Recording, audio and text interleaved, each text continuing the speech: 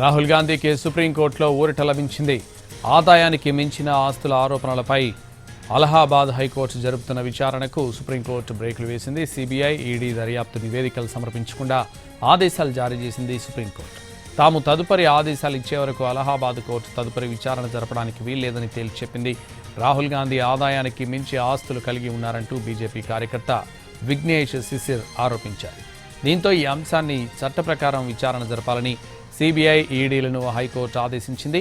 అయితే సహజ న్యాయ సూత్రాలను పాటించాల్సిందేనని స్పష్టం చేసిన సుప్రీంకోర్టు అలాగే ఆ కేసును అలహాబాద్ హైకోర్టు నుంచి ఢిల్లీ హైకోర్టుకు బదిలీ చేయాలని రాహుల్ గాంధీ పిటిషన్పై ప్రతివాదులకు నోటీసులు జారీ చేసింది సుప్రీంకోర్టు.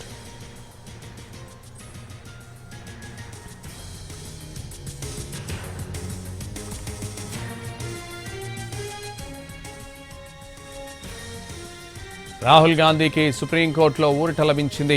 ఆదాయానికి మించిన ఆస్తుల ఆరోపణలపై అలహాబాద్ హైకోర్టు జరుపుతున్న విచారణకు సుప్రీంకోర్టు బ్రేకులు వేసింది. సిబిఐ, ఈడీ దర్యాప్తు నివేదికలు సమర్పించకుండా ఆదేశాలు జారీ చేసింది సుప్రీంకోర్టు. తాము తదుపరి ఆదేశాలు ఇచ్చే వరకు అలహాబాద్ కోర్టు తదుపరి విచారణ జరపడానికి వీల్లేదని తేల్చి చెప్పింది. రాహుల్ గాంధీ ఆదాయానికి మించిన ఆస్తులు కలిగి ఉన్నారంటూ బీజేపీ కార్యకర్త విఘ్నేష్ శిశిర్ ఆరోపించారు. దీంతో ఈ అంశాన్ని చట్ట ప్రకారం విచారణ జరపాలని సిబిఐ, ఈడీలను హైకోర్టు ఆదేశించింది. అయితే సహజ న్యాయ సూత్రాలను పాటించాల్సిందేనని స్పష్టం చేసింది సుప్రీంకోర్టు.